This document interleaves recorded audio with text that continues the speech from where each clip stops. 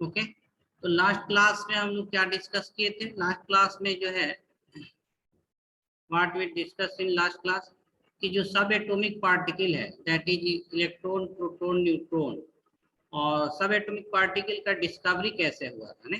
Last class में हम लोग डिस्कस किए थे कि जो सब एटॉमिक पार्टिकल होता है उसका डिस्कवरी, और इसका discovery cathode ray discharge tube के हेल्प से हम लोग जो है experiment, cathode ray discharge tube जो एक्सपेरिमेंट है इसके हेल्प से कैथोड और एनोड रे, कैथोड रे और एनोड रे के बारे में पता चला। कैथोड रे कोई हम लोग इलेक्ट्रॉन या बीम ऑफ इलेक्ट्रॉन, एनोड रे इज पॉजिटिवली चार्ज पार्टिकल, और एनोड रे ये प्रोटॉन होता है कब? जब हम लोग हाइड्रोजन गैस यूज करते हैं किसमें?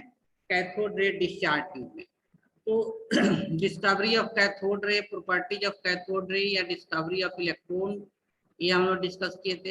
And properties of electron, charge कितना होगा, what will be mass, electron का चार्ज कितना होता है 1.6 10 to the power -19 coulomb, mass जो इलेक्ट्रॉन का 9.1 10 to the power -31 kg, and charge जो मास रेशियो है that is 1.75 × 10 to the power 11 coulomb per kg।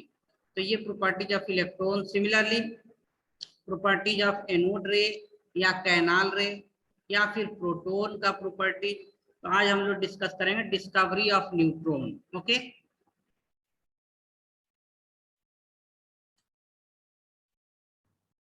तो लेट्स स्टार्ट टुडे टॉपिक जो हम लोग का है that is discovery of neutron.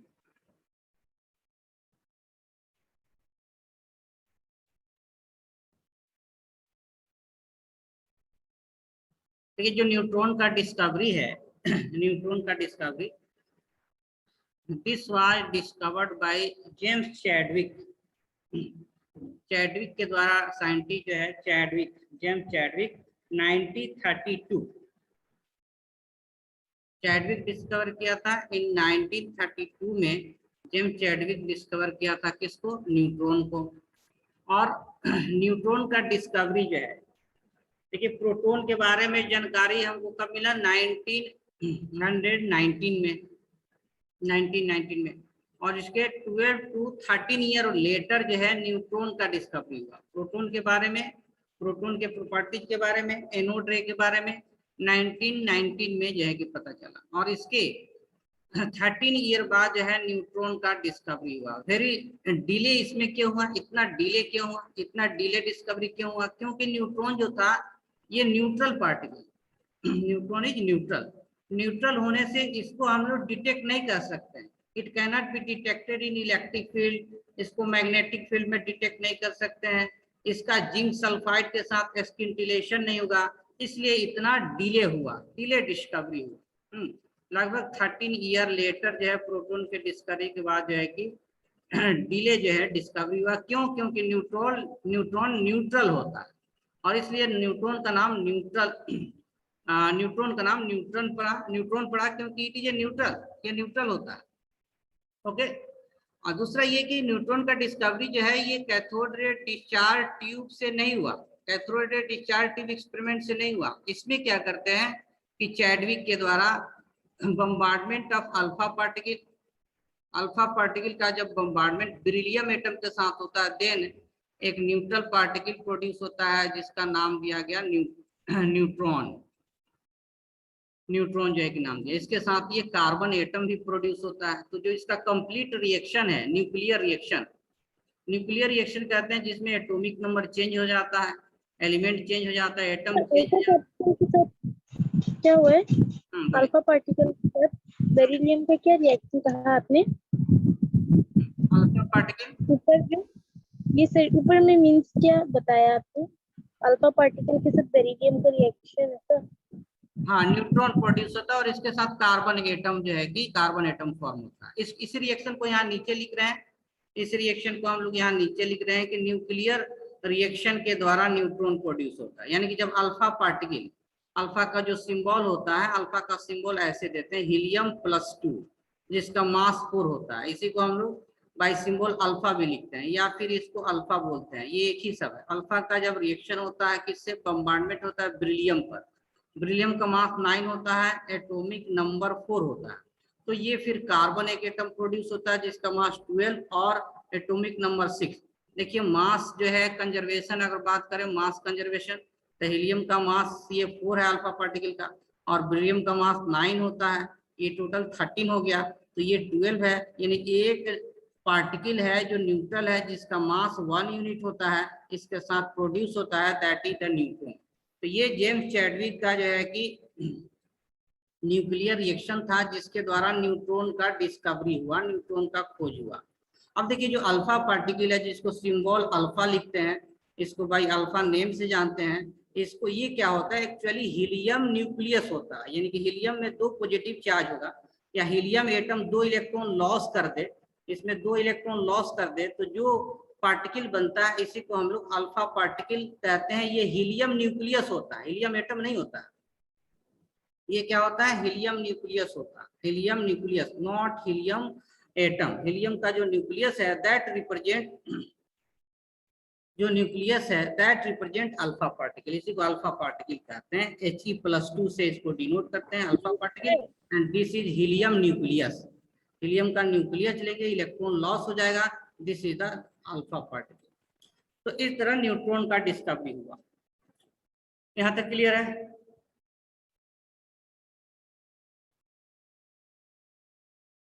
Yes sir. Helium के बारे में एक बार फिर बताइए ना, मुझे इसके बारे क्लियर में नहीं हुआ। हीलियम का इसमें ये कह रहे थे, हम ये कह रहे थे कि जो अल्फा पार्टिकल क्या है, अल्फा पार्टिकल क्या है, ये चीज हम लोग डिस्कस कर रहे थे कि देखिए अल्फा पार्टिकल क्या होता है। अल्फा जो पार्टिकल है, अल्फा पार्टिकल जिसको जो है अल्फा इस तरह से डिनोट करते हैं सिंबल, ये जो है कि हीलियम न्यूक्लियस है, He+2। He+2 को फिर क्या कह सकते हैं, हीलियम न्यूक्लियस। यानी ये इलेक्ट्रॉन, 2 इलेक्ट्रॉन हीलियम जब लॉस कर देगा, दो इलेक्ट्रॉन जब हीलियम लॉस करेगा तो जो बचेगा केवल न्यूक्लियस बचेगा। न्यूक्लियस में कहने का मतलब 2 प्रोटॉन है, और हीलियम का जो फर्स्ट सेल है जिसमें 2 इलेक्ट्रॉन है वो दोनों इलेक्ट्रॉन लॉस कर गया। तो अल्फा पार्टिकल क्या होता है, हीलियम न्यूक्लियस होता है जिस पर 2 पॉजिटिव चार्ज होता है। हीलियम अल्फा पार्टिकल में क्या होता है, 2 पॉजिटिव चार्ज होगा और 4 यूनिट मास होगा, 4 AMU इसका मास होगा। This is the alpha particle, जिसको जो है कि He+2 से डिनोट करते हैं, या हीलियम न्यूक्लियस बाय नेम कहेंगे, हीलियम एटम नहीं कहेंगे, ऐसा है। और सर ये जो न्यूक्लियर रिएक्शन में जो हीलियम न्यूक्लियस का 2 प्रोटॉन जो बेरिलियम के 8 का साथ में रिएक्ट करके जो एक बचता है वही न्यूट्रॉन होता है ना। देखिए न्यूक्लियर रिएक्शन का मतलब ये है कि इसमें एटॉमिक नंबर चेंज हो जाता है, एलिमेंट न्यू एलिमेंट फॉर्म होता है। देखिए हीलियम है, सॉरी अल्फा पार्टिकल है और बेरिलियम है, तो यहाँ नया एलिमेंट जो है कार्बन फॉर्म हो रहा है, यानी कि इसमें number of atomic number, neutron proton change हो जाता है। न्यूक्लियर रिएक्शन, केमिकल रिएक्शन में केवल वैलेंस इलेक्ट्रॉन पार्टिसिपेट करता है, ऐसा है। इसी को इसी का रिलेशन किससे है, रेडियो एक्टिविटी। इसी चैप्टर में हम लोग पढ़ेंगे नेक्स्ट टॉपिक में लगभग, रेडियो एक्टिविटी। रेडियो एक्टिविटी क्या होता है, न्यूक्लियर रिएक्शन होता है, रेडियो एक्टिविटी। हाँ, रेडियो एक्टिव एलिमेंट, ये सब किसका एग्जाम्पल है, न्यूक्लियर रिएक्शन का एग्जाम्पल, जिसमें एलिमेंट चेंज हो जाता है, बेरिलियम चेंज होकर कार्बन फॉर्म हो रहा है। क्लियर है ना? Yes sir. तो नेक्स्ट पेज में हम लोग मूव करेंगे और फिर बात करेंगे। देखिए जब सब एटॉमिक पार्टिकल का डिस्कवरी हो गया, नहीं, अब हमारे पास क्या है कि जो सब एटॉमिक पार्टिकल है उसका डिस्कवरी के बाद, सब एटॉमिक पार्टिकल में इलेक्ट्रॉन एंड प्रोटॉन के डिस्कवरी के बाद फिर इसका मॉडल दिया गया, जिसको हम लोग कहेंगे एटॉमिक मॉडल, कि एटम का स्ट्रक्चर कैसा है, एटॉमिक मॉडल कैसा है, इलेक्ट्रॉन प्रोटॉन का अरेंजमेंट कैसा है। तो इस एटॉमिक मॉडल में सबसे पहला जो नाम आता है Thompson model, J Thomson model, ठीक है ना। थॉमसन मॉडल ऑफ एटम का नाम आता है Thompson model of atom, Thompson model of atom. और देखिए जो थॉमसन का जो एटॉमिक मॉडल है, थॉमसन मॉडल ऑफ एटम है, या थॉमसन का जो एटॉमिक मॉडल है, इसमें जो है थॉमसन के अकॉर्डिंग टू थॉमसन ये क्या क्या, या इस मॉडल को और नाम से भी जानते हैं हम लोग, this is also known as watermelon model, या फिर इसको और नाम से जानते हैं प्लम पुडिंग मॉडल,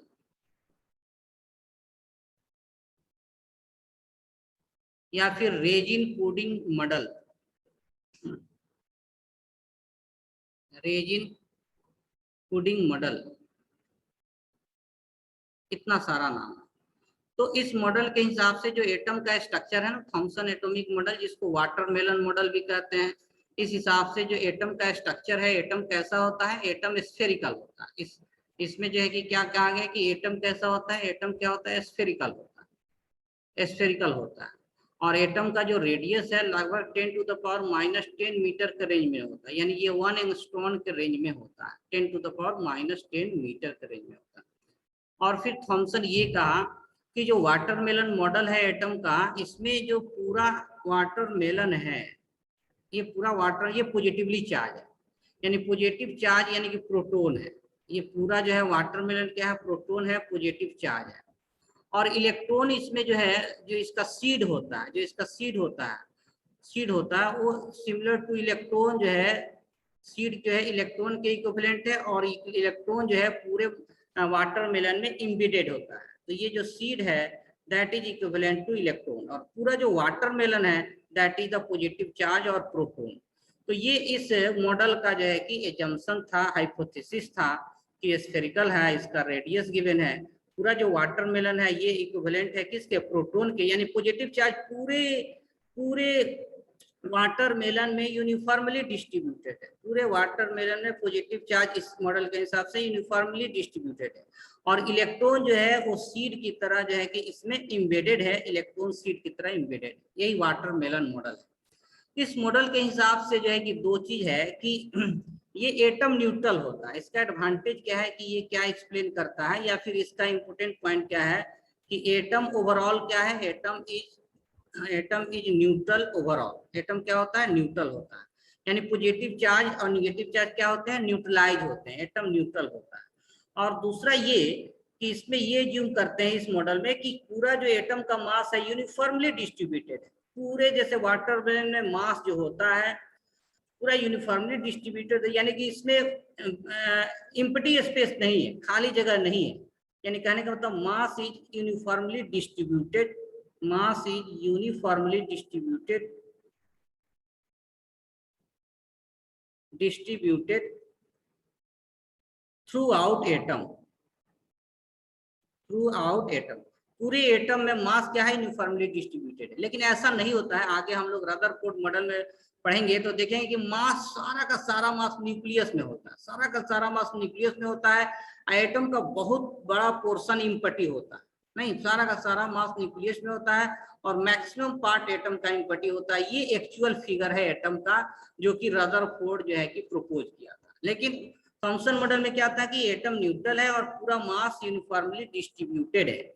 लेकिन इसमें कोई आइडिया नहीं मिला किसके बारे में, कि सेल के बारे में, अरेंजमेंट ऑफ इलेक्ट्रॉन के बारे में, या एक्चुअल पोजीशन ऑफ प्रोटॉन के बारे में, या न्यूक्लियस के बारे में। यहाँ कोई जानकारी नहीं मिलता है। ये इसका लिमिटेशन हो गया, जो कि रदरफोर्ड मॉडल में जो है कि रदरफोर्ड मॉडल में इसको रिमूव किया जाता है। तो लिमिटेशन क्या है कि इसमें जो है कि हम लोग को न्यूक्लियस के बारे में कोई जानकारी नहीं था, न्यूक्लियस के बारे में, या अरेंजमेंट ऑफ इलेक्ट्रॉन कि इलेक्ट्रॉन कैसे अरेंज है, अरेंजमेंट ऑफ इलेक्ट्रॉन ये भी इसके बारे में कोई जानकारी नहीं था। अरेंजमेंट ऑफ इलेक्ट्रॉन जो है कैसे हो सकता है, या प्रोटॉन कहाँ है, प्रोटॉन आज के डेट में न्यूक्लियस हम लोग कंसीडर करते हैं, ये कहा प्रोटॉन पूरा मास है। तो पोजीशन ऑफ प्रोटॉन भी सही नहीं था इसमें, जो है कि पोजीशन ऑफ प्रोटॉन जो है ये भी जो है कि एग्जैक्ट डिफाइन नहीं था। न्यूक्लियस होता है ये भी डिफाइन नहीं था। अरेंजमेंट ऑफ इलेक्ट्रॉन कैसा है इसके बारे में जानकारी नहीं था। शेल के बारे में कोई जानकारी नहीं था। ये सब लिमिटेशन हो गए इस मॉडल के, ठीक है। तो this is all about Thomson atomic model. और इसमें जो लिमिटेशन थे उसको रिमूव किया गया किसके द्वारा, मैक्सिमम जो है रदरफोर्ड के द्वारा, जिसको हम लोग Rutherford nuclear model of atom कहते हैं। और ये कैसे मिला, तो अल्फा स्कैटरिंग एक्सपेरिमेंट के हेल्प से। तो नेक्स्ट हम लोग पढ़ेंगे रदरफोर्ड का न्यूक्लियर मॉडल। नेक्स्ट पेज में मूव करें।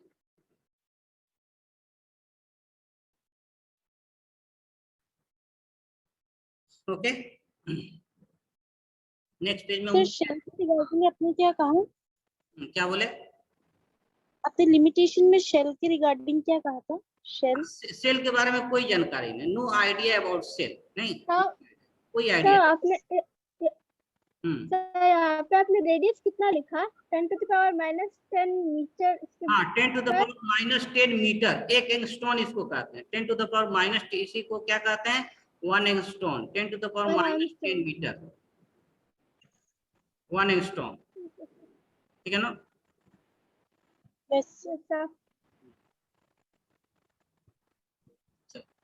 ठीक है, जो सेकेंड मॉडल है Rutherford model, Rutherford nuclear model of atom.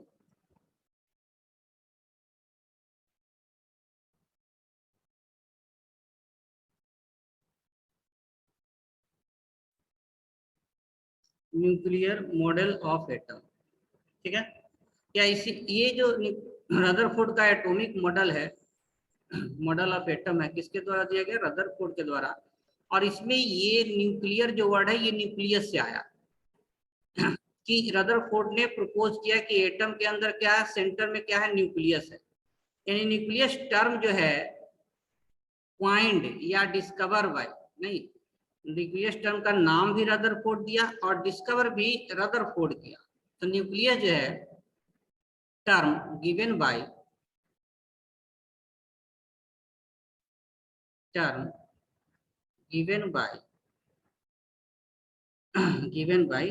Rutherford. Rutherford भी ये टर्म दिया and it was also discover, nucleus जो है डिस्कवर्ड बाय रदरफोर्ड।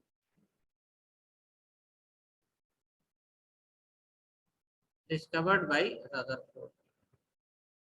तो जो न्यूक्लियस है ये रदरफोर्ड डिस्कवर किया और जो टर्म है ये रदरफोर्ड ही दिया।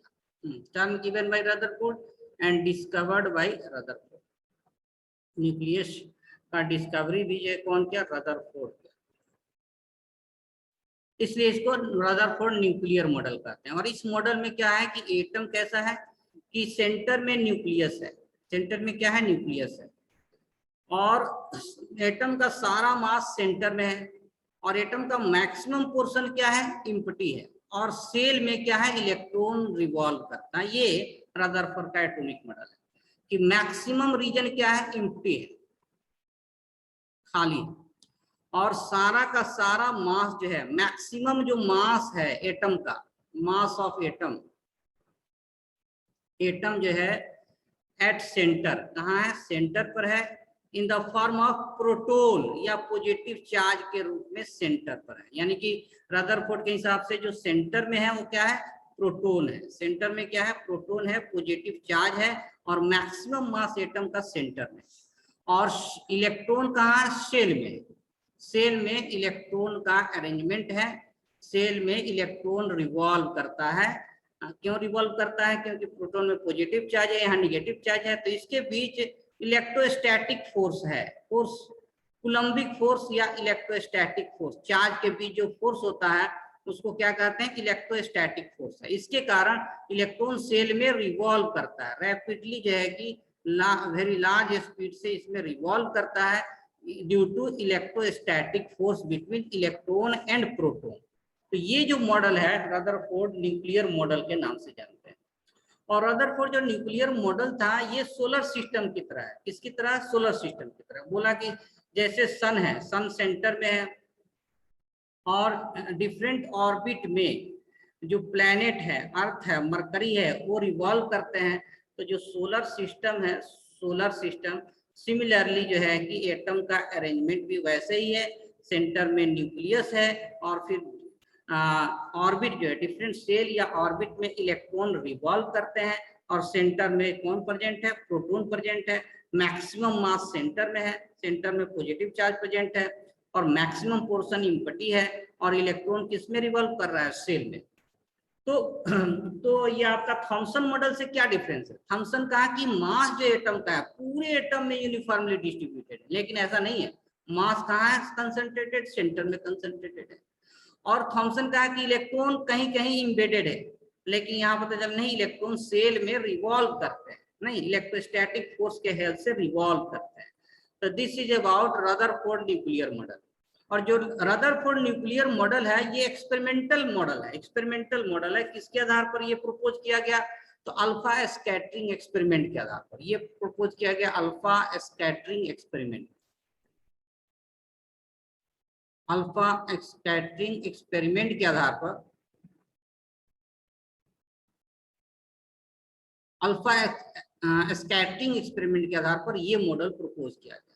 तो इसमें हम लोग देखेंगे कि what is alpha scattering experiment क्या है, इसमें क्या ऑब्जर्वेशन थे और उसके कंक्लूजन क्या है। तो नेक्स्ट पेज में हम लोग बात करेंगे about alpha scattering experiment.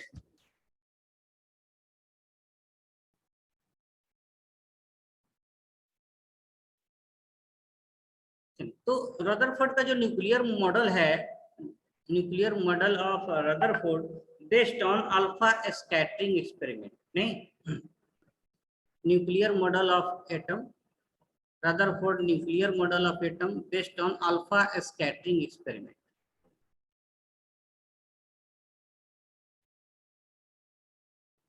Rutherford nuclear model of atom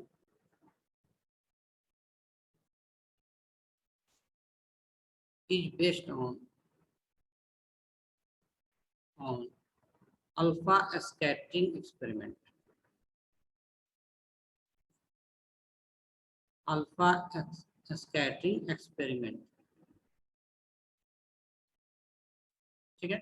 और ये अल्फा स्कैटरिंग क्या है, एक्सपेरिमेंट क्या है कि देखिए इसमें एक हम लोग रेडियो एक्टिव एलिमेंट लेते हैं। क्या लेते हैं? रेडियो एक्टिव एलिमेंट, ठीक है। ये हमारा रेडियो एक्टिव एलिमेंट है। रेडियो एक्टिव एलिमेंट का प्रॉपर्टी होता है कि ये अल्फा रे इमिट करता है। कौन सा रे इमिट करता है? अल्फा रे इमिट करता है।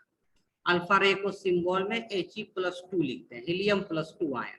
और ये लेड है, शीशा जो होता है ना, लेड का चेंबर है, नहीं lead chamber, PB lead chamber होता है। इसी में हम लोग रेडियो एक्टिव सैंपल को रखते हैं, ये लेड चेंबर होता है। और ये क्या है? रेडियो एक्टिव एलिमेंट है, रेडियो एक्टिव एलिमेंट है, रेडियो एक्टिव एलिमेंट होता है, जिससे क्या निकलता है? अल्फा रे निकलता है। जब इस अल्फा रे को हम लोग पास करते हैं हेवी मेटल के फॉयल से, थीन फॉयल ऑफ गोल्ड, ये क्या है? वेरी थीन फॉयल है, लेयर है किसका? गोल्ड का, मेटल का थीन गोल्ड, गोल्ड जो है क्या गोल्ड मेटल का थीन फॉयल है। इससे जब अल्फा रे पास करता है, ठीक है ना, तो ये स्कैटर्ड होता है, ये डिफरेंट डायरेक्शन में स्कैटर्ड होता है, जिसको हम लोग डिटेक्ट करते हैं किसके हेल्प से? किससे हेल्प से डिटेक्ट करते हैं? तो जिंक सल्फाइड, ये जिंक सल्फाइड का कोटिंग होता है, जिंक सल्फाइड का। और जैसे alpha particle, charge particle strike करता है तो यहाँ स्किंटिलेशन होता है। तो this is detect scattering of alpha, जो पार्टिकल है, अल्फा स्कैटरिंग एक्सपेरिमेंट, यानी जब अल्फा रे थिन फाइल से पास करता है तो ये स्कैटर्ड होता है, डिफरेंट डायरेक्शन में स्कैटर्ड होता है। और इसको हम लोग डिटेक्ट करते हैं जिंक सल्फाइड के कोटिंग से।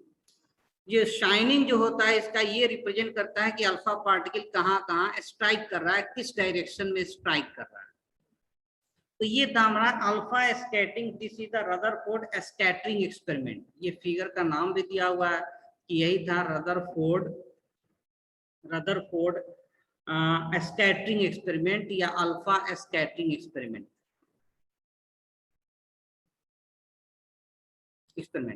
और जिसका जब इसका हम लोग क्रॉस सेक्शनल व्यू देखते हैं, क्रॉस सेक्शनल व्यू, तो थीन जो गोल्ड फॉयल है, ये गोल्ड का जो फॉयल है, ये जो है कि ये कह सकते हैं इतना थीन है कि ये एटॉमिक लेयर के रूप में, किसके रूप में है? एटॉमिक लेयर के रूप में। यानी कि मान सकते हैं कि इसमें थीन फॉयल में जो है कि एटम के डिफरेंट जो है कि लेयर जो है कि इसमें अरेंज है, एटम का डिफरेंट लेयर अरेंज है, ये एटम को रिप्रेजेंट कर रहा है। इतना हम लोग थीन फॉयल लेते हैं, मेटल को मैलिएबल होता है, डक्टाइल होता है, थीन फॉयल के रूप में कन्वर्ट कर सकते हैं। तो इसका जो क्रॉस सेक्शनल व्यू है, सिमेटिक डायग्राम होता है, ये एटम को रिप्रेजेंट कर रहा है, ये गोल्ड का थीन फॉयल है।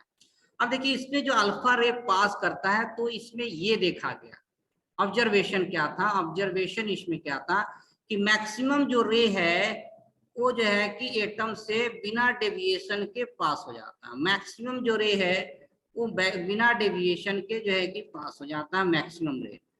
फिर क्या देखेंगे? कुछ रे, फ्यू रे जो है अल्फा रे वो स्लाइड डेविएशन जाता है, उसका क्या होता है, स्लाइड डेविएशन होता है, स्लाइड डेविएशन होता है, कुछ अल्फा रे का जो है कि स्लाइड डेविएशन होता है।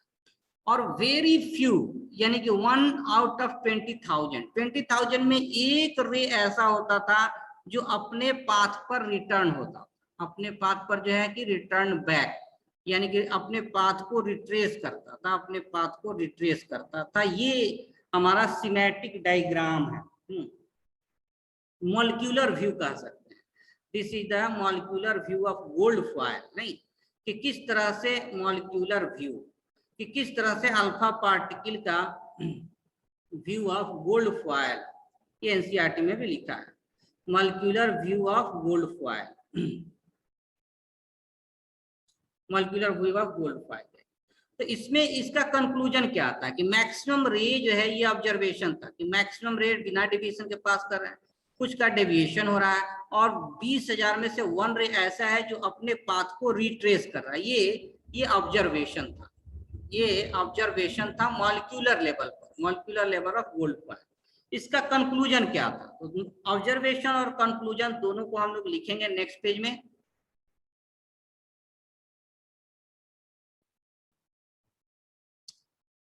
अभी हम लोग क्या लिखने वाले हैं कि observation and conclusion, observation and conclusion, conclusion of alpha scattering experiment, alpha scattering experiment की ऑब्जर्वेशन क्या था, कंक्लूजन क्या था अल्फा स्कैटरिंग एक्सपेरिमेंट का, ठीक है ना। तो ऑब्जर्वेशन ये था कि मोस्ट ऑफ द अल्फा रे पास हो रहा है, मोस्ट ऑफ द अल्फा रे passes through gold foil, passes without deviation, passes without deviation, इसमें कोई डेविएशन नहीं हो रहा। इसका कंक्लूजन क्या था, कोई डेविएशन नहीं हो रहा अल्फा पार्टिकल में, इसका कंक्लूजन क्या था, ये तो हमारा था ऑब्जर्वेशन। इसका कंक्लूजन क्या था, इसका कंक्लूजन क्या था, इसका कंक्लूजन ये था कंक्लूजन, ठीक है ना, हाँ, कंक्लूजन ये था कि most of the space, atom का मोस्ट ऑफ द स्पेस क्या एम्प्टी है, most of space of atom is empty, maximum space क्या है, खाली है, ये एक कंक्लूजन। सेकेंड ऑब्जर्वेशन ये आगे, फ्यू अल्फा पार्टिकल डेविएट हो रहा है, फ्यू अल्फा पार्टिकल डेविएट, और ये कब हो सकता है, दिस इज ड्यू टू, ये तब पॉसिबल है, फ्यू अल्फा पार्टिकल का क्या हो रहा है, डेविएशन हो रहा है, डेविएट कर रहा है, और ये कब पॉसिबल है, when there is a repulsion, there is repulsion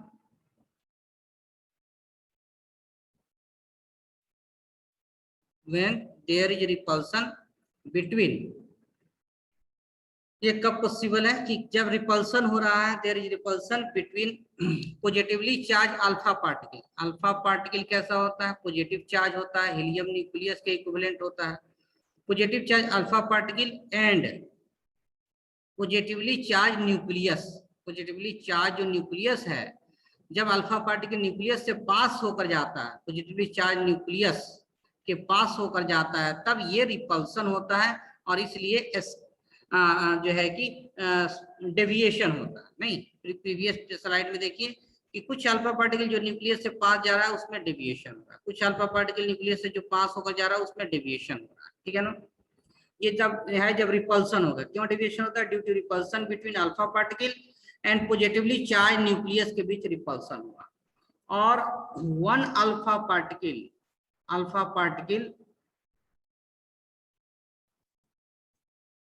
of 20,000, 20,000 से एक अल्फा पार्टिकल रिट्रेस अपने पाथ पर रिटर्न हो रहा है, रिट्रेस इट्स पाथ, अपने पाथ पर जो है कि रिटर्न बैक हो रहा है। ये कब होगा, when alpha particle passes through nucleus, nucleus से जब पास करने की कोशिश कर रहा है तब ऐसा पॉसिबल है। When alpha particle passes through nucleus, तब ये स्ट्रांगली डेविएटेड होता है और फिर जो है कि रिटर्न बैक हो जाता है। पासेस थ्रू न्यूक्लियस, न्यूक्लियस के अलोंग जब पास करता है तो ये रिटर्न हो जाता है। तो ये स्कैटरिंग एक्सपेरिमेंट का कंक्लूजन और ऑब्जर्वेशन था, ठीक है ना, कंक्लूजन और ऑब्जर्वेशन था। यहाँ तक क्लियर है?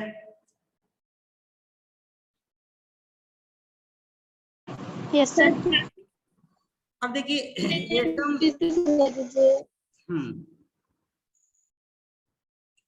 क्या बोले sir, when alpha particle passes through nucleus, sir ये कैसे होता है फिर? हाँ, अल्फा पार्टिकल पास, कौन सा point, first second third? Third. First point, third. अच्छा थर्ड पॉइंट। देखिए थर्ड पॉइंट ऐसा है, सॉरी थर्ड पॉइंट ऐसा है, इसको जूम करके यहाँ समझ लीजिए कि मान लेते हैं कि ये हमारा क्या बोले कि न्यूक्लियस जो है छोटा है और सेंटर में है और मैक्सिमम मास यही है और पॉजिटिव चार्ज भी यही है, और एटम जो है कि बहुत बड़ा है, एटम क्या है, बहुत बड़ा है, लार्ज है, और मैक्सिमम स्पेस क्या है, खाली है। ये एटम का पिक्चर है। अब देखिए जितना भी अल्फा पार्टिकल यहाँ पास होगा सारा का सारा विदाउट डेविएशन के पास हो जाएगा, विदाउट डेविएशन के पास होगा, विदाउट डेविएशन के पास होगा, ठीक है ना। लेकिन जब ये से मान लीजिए न्यूक्लियस से पास, तो फिर ये स्लाइटली यहाँ डेविएशन इसमें हम शो कर रहे हैं। जब ये न्यूक्लियस से पास कर रहा है तब इसमें स्लाइटली डेविएशन इसमें शो कर रहे हैं, क्योंकि यहाँ भी पॉजिटिव चार्ज है, प्रोटॉन है, और ये भी हीलियम जो है अल्फा पार्टिकल ये भी पॉजिटिव चार्ज है। लेकिन जैसे न्यूक्लियस से जो है कि दूर जाएगा तो कोई डेविएशन नहीं होगा, कोई डेविएशन नहीं होगा, कोई डेविएशन नहीं होगा।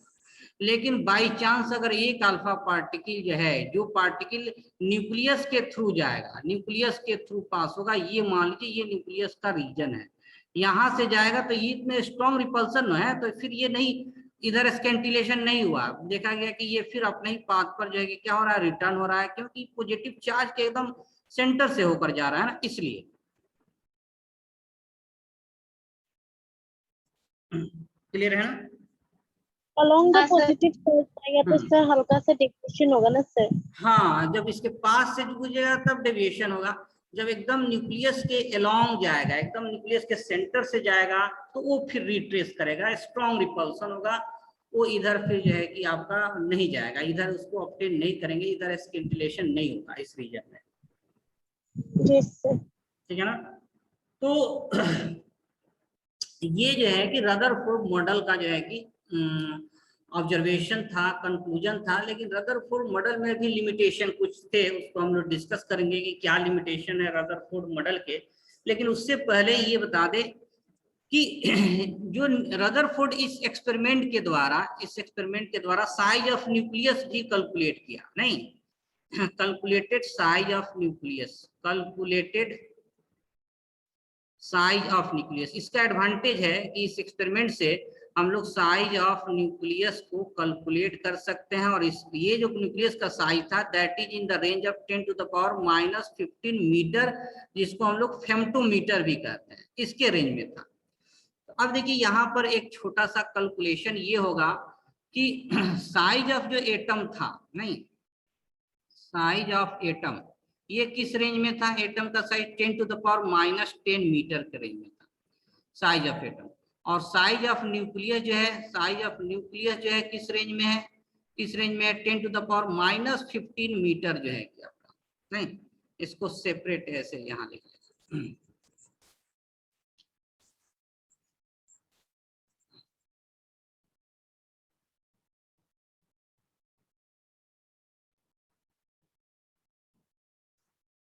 क्या बोले कि जो साइज ऑफ एटम है, साइज ऑफ एटम का जो रेंज है ये 10⁻⁻10 मीटर।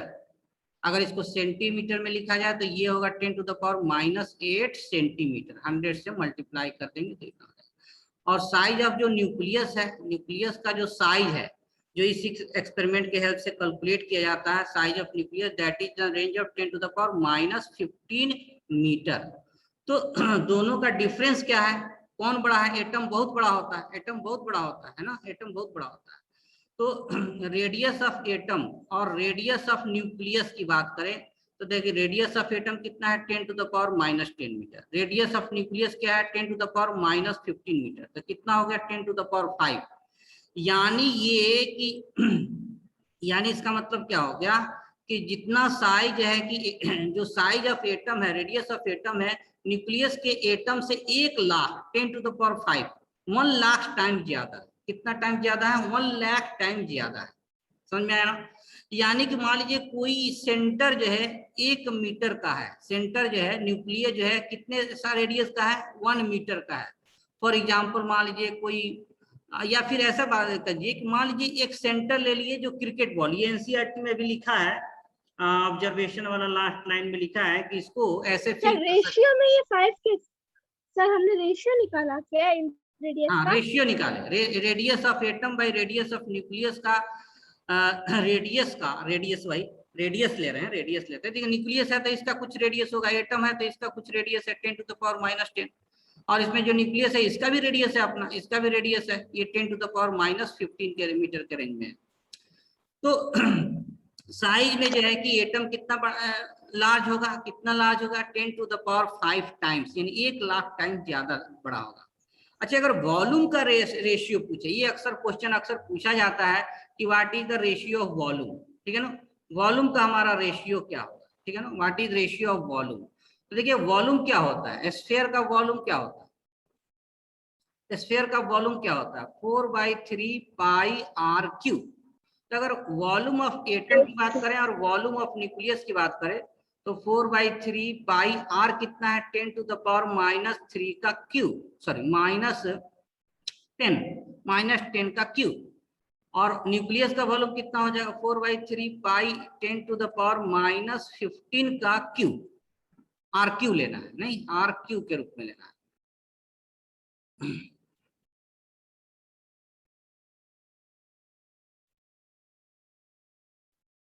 ओके तो हम लोग कह रहे थे कि रेडियस जो ऑफ एटम जो है ये 10 टू द पावर -10 मीटर, और रेडियस ऑफ जो न्यूक्लियस है 10 टू द पावर -15 मीटर है, मीटर। इसको एंगस्ट्रॉन भी कहते हैं, एक्सट्रॉन, और ये फेम्टोमीटर होता है। तो ये कहें कि radius of atom by radius of nucleus जो है ये 10 to the power -10 divided by 10 to the power -15, तो ये 10 टू द पावर 5, यानी रेडियस ऑफ एटम जो है 1 लाख टाइम ज्यादा बड़ा होगा किससे? रेडियस ऑफ न्यूक्लियस से। अगर हम लोग वॉल्यूम की बात करें तो वॉल्यूम क्या होता है 4/3 पाई आर क्यू। अगर वॉल्यूम ऑफ एटम की बात करें, वॉल्यूम ऑफ एटम, तो ये या रेशियो ले लें, volume of atom by volume of nucleus का रेशियो ले लें, ठीक है ना, रेशियो। देखिए 4/3 पाई आर कितना है 10 to the power -3, sorry 10 to the power -10, और इसका क्यू लेना है, divided by volume of nucleus 4/3 pi, और आर कितना है 10 टू द पावर -15 का क्यू। ये देखिए कैंसिल होगा और ये कितना हो जाएगा 10 टू द पावर -30, और ये हो जाएगा 10 टू द पावर -45, ये हो जाएगा 10 टू द पावर 15, यानी 10 टू द पावर 15 टाइम्स जो है वॉल्यूम ऑफ एटम क्या होगा, बड़ा होगा न्यूक्लियस के वॉल्यूम से। तो ये जो रेशियो है इसको याद रखना, यहाँ से क्वेश्चन बनता है, रेशियो पूछा जाता है कि रेशियो कितना ये, और बीच का, और क्या कह रहा था रिपोर्ट की जो एटम है उसके सारा मास न्यूक्लियस में है, पॉजिटिव चार्ज न्यूक्लियस में है, और पूरा एटम खाली है, और फिर सेल में इलेक्ट्रॉन का रिवॉल्व हो रहा है। देखिए एनसीईआरटी में एक लाइन लिखा हुआ है कि एटम और न्यूक्लियस के साइज में कैसे हम डिफरेंस जो है उसको फील करेंगे। तो इसमें ये कह रहा है कि अगर हम मान ले कि क्रिकेट जो बॉल है, नहीं क्रिकेट बॉल ले लेंगे, अगर क्रिकेट बॉल हमारा न्यूक्लियस है, ये क्या है हमारा क्रिकेट बॉल, और इसको अगर हम लोग न्यूक्लियस मान लें तो इसका जो एटम का जो रेडियस होगा ये 5 किलोमीटर का जो एरिया होगा, ये एटम का जो है कि रेडियस होगा, यहाँ से 5 किलोमीटर ये एटम का रेडियस होगा। तो ये डिफरेंस है कि how much space in atom is empty, और एटम और न्यूक्लियस के साइज में कितना डिफरेंस है। क्लियर है ना? हाँ सर। ओके, सर ये 5 किलोमीटर क्या बोला? मतलब ये मान लिए, ये एनसीईआरटी में देखिए लिखा है कि अगर हम लोग न्यूक्लियस मान ले रहे हैं कि न्यूक्लियस में एक क्रिकेट बॉल है, क्या मान लें, जो क्रिकेट बॉल है उसको न्यूक्लियस कंसीडर करना है, ठीक है ना। तो अगर उसका एटम का जो है कि रेडियस देखेंगे तो 5 किलोमीटर का जो एरिया होगा वो एटम का रेडियस होगा, समझे, 5 किलोमीटर। सर न्यूक्लियस इतना छोटा है। हाँ वही तो बताना चाह रहे थे, 1,00,000 एटॉमिक रेडियस में डिफरेंस है, 1,00,000। अगर 1 मीटर का रेडियस होगा, 1 मीटर का न्यूक्लियस होगा, तो 10⁵ मीटर का एटम का रेडियस होगा, इतना ज्यादा डिफरेंस है। सर रेडियस में 5 10 to the power 5 का डिफरेंस है और वॉल्यूम में 10 to the power 15 का। हाँ 15 का डिफरेंस होगा। तो वही एनसीईआरटी में लिखा है कि अगर हम लोग सेंटर में एक क्रिकेट बॉल ले लें, क्रिकेट बॉल ले लें, तो एटम का जो एरिया होगा वो 5 किलोमीटर का रेंज में एटम का रेडियस आएगा। कितना डिफरेंस है, बिग डिफरेंस है। ओके, तो अब हम लोग बात करेंगे जो लिमिटेशन है, रदरफोर्ड मॉडल में भी कुछ लिमिटेशन है। देखिए इसमें पहला लिमिटेशन ये आता है, कुछ ड्रॉबैक है। कि पहला लिमिटेशन ये आता है कि ये जो Rutherford could not explain stability of atom, नहीं, could not explain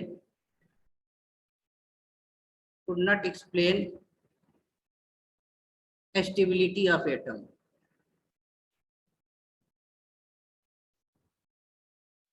could not explain stability of atom, ठीक है ना।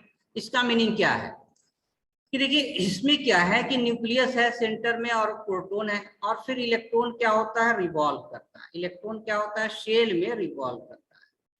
तो देखिए यहाँ पर क्या है कि इलेक्ट्रॉन तो रिवॉल्व कर रहा है और इलेक्ट्रॉन चार्ज पार्टिकल है। तो ये मैक्सवेल का एक थ्योरी है, उससे कंट्राडिक्शन था। मैक्सवेल का थ्योरी क्या कहता है कि कोई अगर एक्सिलरेटिंग चार्ज पार्टिकल जो एक्सिलेशन कर रहा है, यानी कि एक्सिलरेटिंग चार्ज पार्टिकल जो होता है, चार्ज पार्टिकल इमिट करता है, क्या इमिट करता है, रेडिएशन, रेडिएशन इमिट करता है, लाइट इमिट करता है, इलेक्ट्रोमैग्नेटिक वेव इमिट करता है, ऐसा होता है, रेडिएशन इमिट करता है, ठीक है ना। ये मैक्सवेल थ्योरी के हिसाब से ऐसा जो है कि मैक्सवेल थ्योरी के हिसाब से, तो इसमें देखा है कि इलेक्ट्रॉन भी चार्ज पार्टिकल है, और ये भी जब सर्कुलर मोशन कोई भी पार्टिकल करता है तो उसका वो एक्सेलरेटेड होता है। EMW मैक्सवेल थ्योरी, EMW क्या? रेडिएशन कोई इलेक्ट्रोमैग्नेटिक रेडिएशन, आगे पढ़ेंगे लोग, पूरा टॉपिक है ये। लाइट है ना, इलेक्ट्रोमैग्नेटिक रेडिएशन है, मैग्नेटिक रेडिएशन, उसी को लाइट को ही कहते हैं इलेक्ट्रोमैग्नेटिक रेडिएशन। सनलाइट है इलेक्ट्रोमैग्नेटिक रेडिएशन। तो इसमें देखिए इसके थ्योरी में, मैक्सवेल के थ्योरी में रदरफोर्ड में कंट्राडिक्शन हो गया कि अगर ये इलेक्ट्रॉन है, ये चार्ज पार्टिकल है और ये सर्किल में मूव कर रहा है, तो ये एक्सिलरेटेड भी है, तो इसके हिसाब से यहाँ रेडिएशन इमिट होना चाहिए, एनर्जी इमिट होना चाहिए, लाइट इमिट होगा। और जब लाइट इमिट होगा तो फिर इलेक्ट्रॉन का एनर्जी कम जाएगा, और फिर इलेक्ट्रॉन का एनर्जी कम होगा तो इसका मतलब वो न्यूक्लियस के पास जाएगा, और अल्टीमेटली न्यूक्लियस में भी कोलैप्स कर सकता है। तो ये रदरफोर्ड नहीं एक्सप्लेन कर पाया कि इलेक्ट्रॉन तो सेल में है, तो फिर ये न्यूक्लियस में कैसे जाएगा, या न्यूक्लियस में फिर इलेक्ट्रॉन प्रोटॉन दोनों कैसे हो सकते हैं। तो ये कंट्राडिक्शन था मैक्सवेल के थ्योरी में और रदरफोर्ड में। इसलिए एटम स्टेबल कैसे है, इलेक्ट्रॉन सेल में कैसे रिवॉल्व कर रहा है, न्यूक्लियस में प्रोटॉन कैसे है, ये सब एक्सप्लेन नहीं कर पाया। कौन सा, रदरफोर्ड का थ्योरी एक्सप्लेन नहीं करता है। तो फिर बाद में बोर का थ्योरी इस चीज को जो है कि एक्सप्लेन करने में सक्सेस था। सेकेंड पॉइंट ये है कि जब एटम को हम लोग हीट करते हैं, तो स्पेक्ट्रा मिलता है, स्पेक्ट्रल लाइन मिलता है, कलर बैंड मिलता है। तो ये ऐसा क्यों होता है, स्पेक्ट्रा का ओरिजिन कैसे होता है, स्पेक्ट्रा कैसे मिलता है, ये सब जो है रदरफोर्ड में एक्सप्लेनेशन, इसको एक्सप्लेन नहीं किया गया। या सेल में इलेक्ट्रॉन का अरेंजमेंट कैसे है, अरेंजमेंट ऑफ इलेक्ट्रॉन सेल में कैसे अरेंज है, ये भी जो है रदरफोर्ड मॉडल में जो है कि नहीं पता चलता है। Arrangement of electron of electron in shell, shell में इलेक्ट्रॉन का अरेंजमेंट जो है इसका आइडिया नहीं मिलता। तो ये लिमिटेशन थे, ड्रॉबैक थे किसमें, रदरफोर्ड मॉडल में ये जो है कि लिमिटेशन या ड्रॉबैक था। तो इसको रिमूव करने के लिए बोर अपना मॉडल दिया, जो थर्ड एटॉमिक मॉडल हम लोग पढ़ेंगे that is bore atomic model, ठीक है ना। तो bore atomic model next class में देख ले, हाँ सर। ठीक है। तो आज हम लोग रदरफोर्ड, इससे पहले सर आप अपना प्रीवियस पेज दिखाइए ना। रदरफोर्ड जो है कि ये मॉडल था, उसका लिमिटेशन था, एक्सप्लेनेशन था रदरफोर्ड मॉडल का। हाँ सर, अब next page. Sir Rutherford model का जो एक और डायग्राम था ना, उसका फिगर में क्या लिखा था आपने, मॉलिक्यूलर व्यू एनसीईआरटी में लिखा है, एनसीईआरटी में molecular view of alpha scattering, symmetric molecular view of gold foil. NCERT को भी पढ़ लेना, एनसीईआरटी का जो भी है उसमें कोई दिक्कत हो तो उसको शेयर कर लेना है व्हाट्सएप में या क्लास में ही बताना है। एनसीईआरटी को भी एक बार रीडिंग देना है, ठीक है ना। तो नेक्स्ट क्लास में हम लोग कंटिन्यू कर लेंगे, बोर मॉडल जो है कि बोर एटॉमिक मॉडल जो है डिस्कस कर लेंगे। आज इतना ही रहने दे रहे हैं। Okay, thank you. Thank you sir.